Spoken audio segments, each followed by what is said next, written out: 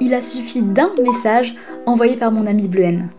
Ni une ni deux, nous nous sommes fait accréditer pour le Festival européen du court, organisé à Brest du 8 au 12 novembre. Mon premier festival de cinéma en tant que journaliste pour notre média étudiant Impact. Un truc moins rigolo quand même, c'est qu'il y a des routes barrées absolument partout. C'est depuis tout à l'heure qu'on fait des tours et des détours dans Brest pour essayer de trouver une place.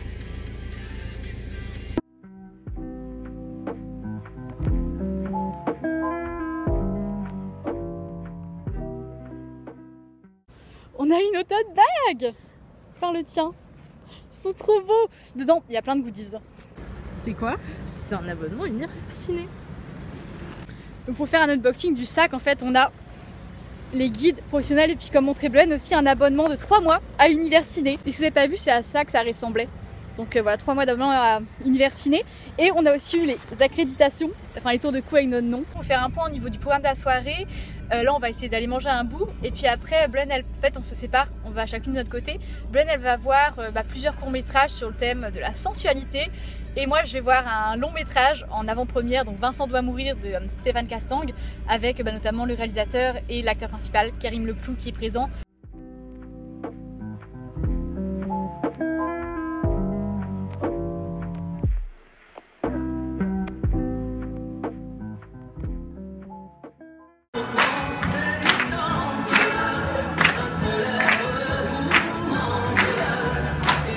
Pas mal les genres.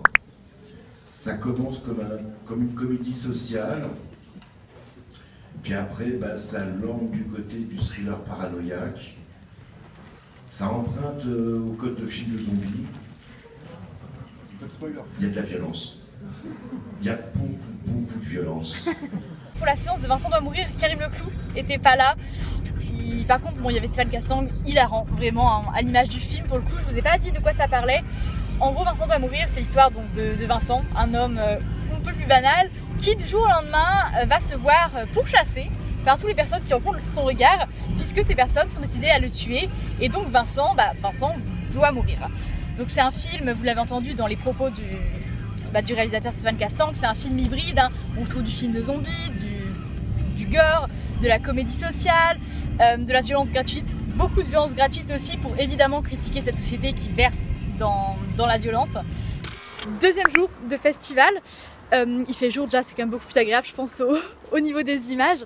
Le matin il n'y a pas de séance, ça commence à partir de 14 h. Il n'y a pas de séance le matin parce que les soirées durent jusqu'à très tard, c'est-à-dire qu'après les séances, en général il y a, par exemple hier soir il y avait un blind test auquel on n'a pas été parce qu'on était un peu fatigués avec la semaine de cours dans les pattes. Et puis ensuite à partir de 9 h du matin il y avait une soirée vraiment, donc autant vous dire que ça risquait de terminer très tard. Je sais pas si on ira honnêtement à celle de ce soir, mais en tout cas ça explique aussi pourquoi est-ce que le matin il n'y a pas de séance, tout simplement parce que les soirées, les gens ont besoin de dormir quoi après. Et donc nous le programme là, on va choper le tramway et puis comme on n'a rien de prévu ce matin, on va aller faire les boutiques en sachant qu'on n'a pas encore eu de réponse pour nos demandes d'interview. Donc on attend de voir et probablement si on doit les faire, ce sera sans doute demain matin. Au programme du jour, à 14 h, on va avoir une sélection de cours nommée Né ailleurs, c'est bien ça? Né quelque part. Né quelque part. Et donc c'est sur des personnes qui reviennent à leurs racines, c'est le fait de rentrer chez soi. À 16 h, on enchaîne avec un long métrage que j'attends énormément, un film d'animation pour les enfants qui s'appelle Sirocco et le royaume des courants d'air, donc en présence de l'un des assistants réalisateurs. Suivi de la soirée de clôture qui sera honneur aux comédiens. Non. C'est venez voir les comédiens. Et donc c'est 9 courts-métrages sur le thème du cinéma. Il y en a notamment un avec Léa Drucker qui doit empêcher un suicide collectif dans une secte. Ça a l'air passionnant.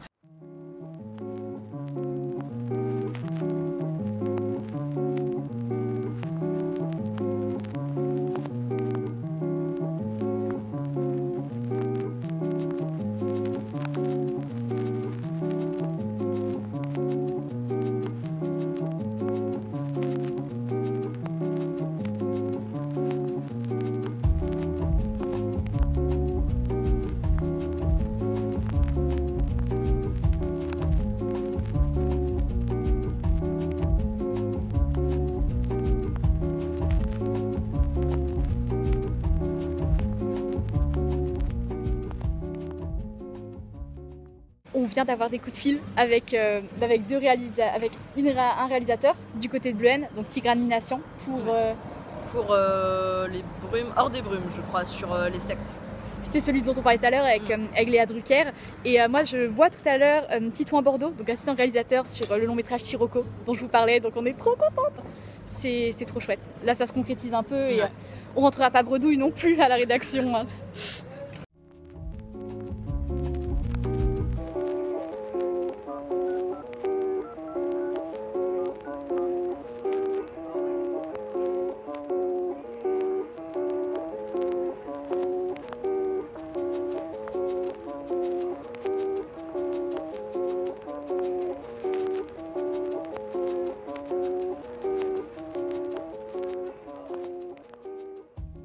Ce qui est marrant avec le cinéma d'animation, c'est qu'on peut inventer des nouveaux mondes avec des nouvelles règles et voilà, essayer de chercher des choses un peu différentes.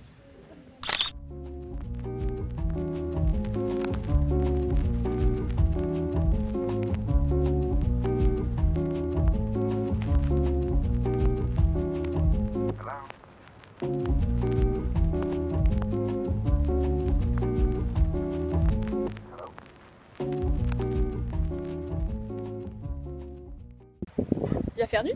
Bah là, il n'y a plus de lampadaire. Ah oui, effectivement. Donc on en profite avant qu'il fasse nuit pour faire un point. On sort, il est 23h. 23h, Oui, c'est ça 23 On heures. sort de la soirée clôture, donc avec les courts-métrages consacrés aux comédiens. C'était super sympa. Il y avait notamment, on a parlé un cours avec Léa Drucker, dont bonne interview le réalisateur demain matin. Je vous ai pas fait un retour sur Sirocco. On a énormément aimé, beaucoup d'enfants dans la salle, ce qui donnait des questions assez aléatoires à la fin. On a notamment des enfants qui demandaient, comme vous savez c'est un monde qui est très aérien, des enfants qui demandaient oui, est-ce que c'est fait avec des câbles? Et c'était des questions un peu compliquées à répondre. Donc l'histoire de deux jeunes sœurs qui se retrouvent plongées dans leur livre préféré, voilà, Le Royaume des courants d'air, qui est dirigé par le soi-disant méchant Sirocco, qui en réalité n'est pas si méchant que ça, mais je vous laisse découvrir le film. Et donc à l'issue de la séance, j'ai pu échanger dans le hall du cinéma. Voilà, on s'est posé pendant quelques minutes avec Titouan Bordeaux, donc qui était assistant réalisateur sur le film, pour parler de sa façon de procéder, etc., de ses différentes inspirations aussi. Et de toute manière, que ce soit les papiers de Bleuhen ou les miens, d'ailleurs on va écrire un papier en commun aussi sur nos courts-métrages préférés.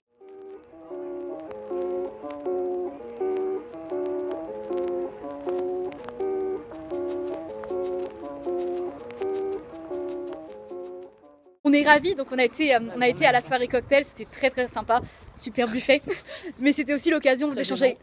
C'était l'occasion d'échanger avec les organisateurs du festival, aussi de les remercier, parce que mine de rien, ils nous ont beaucoup aidés dans le calage des différentes interviews. Et c'est pas tout, mais il y avait aussi des goodies à la sortie, donc trop contente. On a notamment chopé des affiches, ainsi que des carnets comme ça, donc très basiques, c'est des pages blanches, mais carnets à l'affiche du festival, donc... Troisième et dernier jour de festival, il pleut. Je crois que ça se voit de toute façon à l'état de nos manteaux. Les premières séances aujourd'hui sont à 11h, donc Bleuhen elle a rendez-vous avec Tigrane Minassian. Moi je vais faire donc les séances pour enfants, il y en a une à 11h, une à 14h, et puis à 16h, notre dernière séance de la journée, ce sont les films primés, donc qui ont été récompensés hier soir.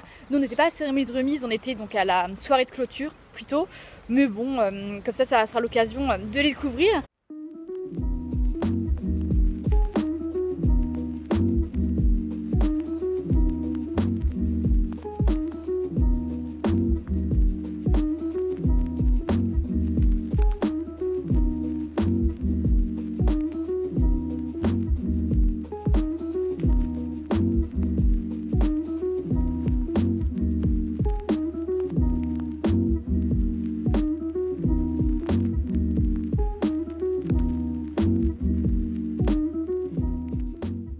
Au début, on va commencer par créer l'histoire, c'est ce que je vais vous raconter un petit peu. Ensuite, il faut créer les personnages, les animer, et on termine toujours en rajoutant des petites paillettes sur le film, ça rend toujours mieux. Tout ça, ça nous a pris 1 an et demi en tout, et on est très contents du résultat. Et de tous les projets qui nous intéressaient, on a commencé à créer nos personnages. Donc on va reprendre un peu tout plein d'éléments. Et ce qui était super important, c'était que ça colle à l'univers des Mayas et que ça soit drôle. Là, vous voyez nos personnages, et on l'a bien entendu pendant le film, on n'a pas peur de les taper. franchement, on adore quand ils se prennent des choses dans la tête. Hein.